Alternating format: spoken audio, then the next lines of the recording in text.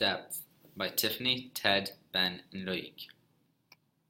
A camera can only focus its lens at a single point, but there will be an area that stretches in front of and behind this focus point that still appears sharp. This zone is known as the depth of field. It's not a fixed distance. It changes in size and can be described as either shallow, where only a narrow zone appears sharp, or deep, where more of the picture appears sharp. Depth of field is a characteristic of a camera that can be used to enhance an image composition of the photo. Depth of field means the sharp area surrounding a point of focus. The closer the subject is to the camera, the more shallow the depth of field will be. The longer the focus length, the more shallow the depth of the field. Shallow depth of field is usually used in portraits. Narrow depth of field usually is used in landscape photos. Using depth of field. Examples of good and bad depth. The depth of field in this image is so shallow that her eyes are in focus while her eyebrows are not. So this is a bad example. This is a bad example because the main image is sharp in the front and blurred in the back. In this photo, even the flower is blurred in places, so it's a bad example. In this photo, your eyes are drawn towards the mushrooms. This is a good example of how to use narrow depth of field. The photographer has used the depth in this photo to make your eyes drift towards what he or she wants you to notice, so it is a good example. This is a good example because the main focus point is the Canon thing, which is sharp and the rest is blurred.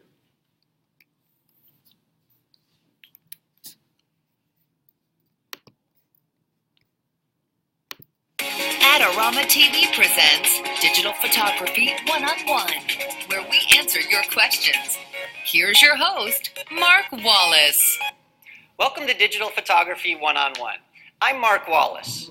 This week we have a great question from Andy Edwards. I've seen some great shots where the subject is in focus, but the background is out of focus. I think this is called depth of focus. How do you do that? Well, that's a great question, Andy, and you're on the right track. The proper term is actually depth of field, and the specific look you're talking about is called shallow depth of field. Up on the big screen, I have a few examples of shallow depth of field, and they all have the same thing in common, and that is that the subject is clearly in focus, and the background is, out of focus.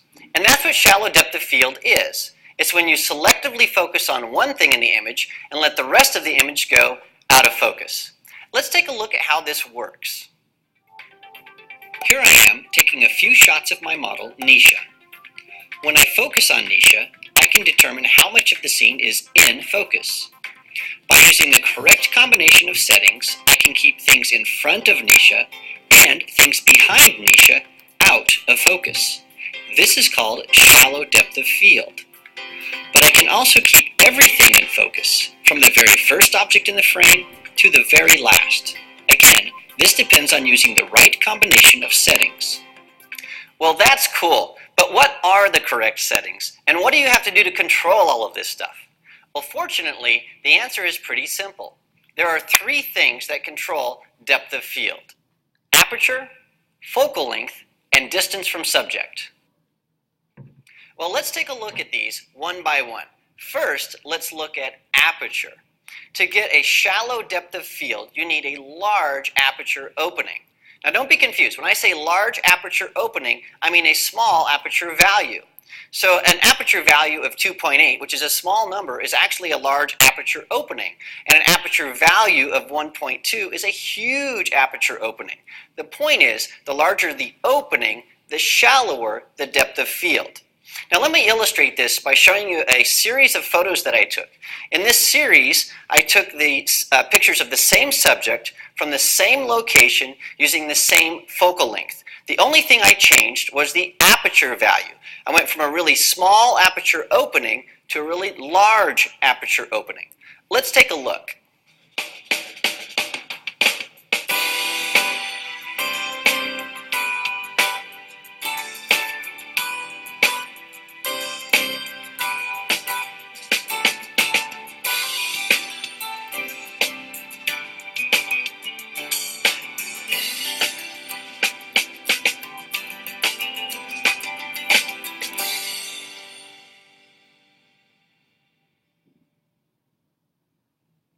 Well, there's no doubt that aperture values have an impact on depth of field.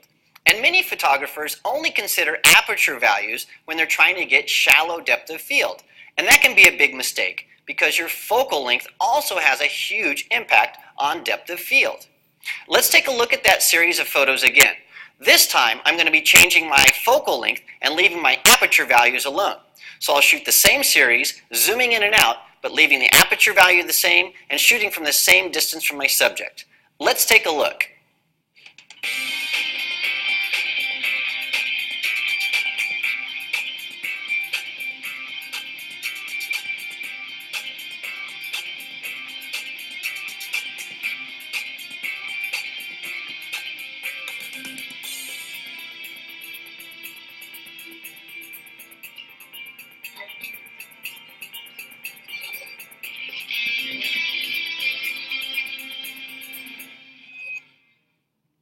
And finally, let's talk about distance from subject.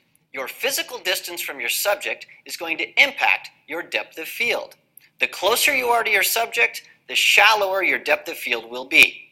Let's try our experiment one more time. This time, I'm going to leave my aperture value and my focal length alone and just move closer and farther away from my subject.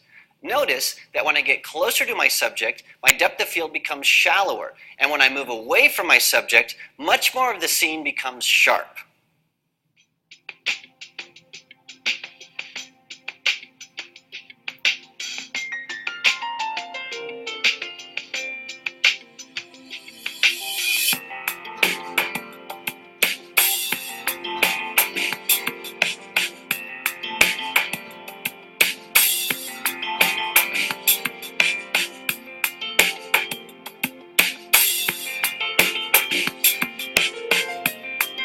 It's important to note that using different focal lengths will have an impact on the compression and distortion of your images.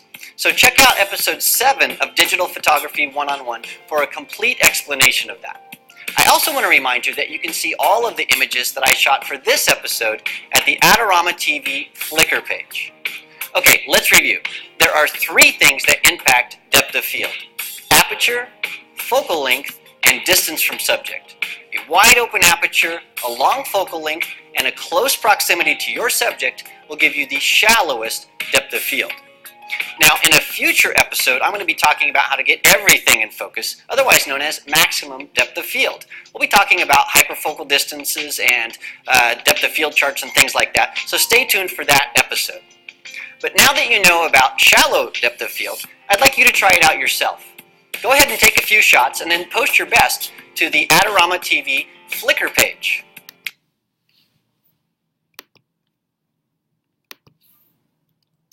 If you'd like to learn more, you can go to these 3 websites.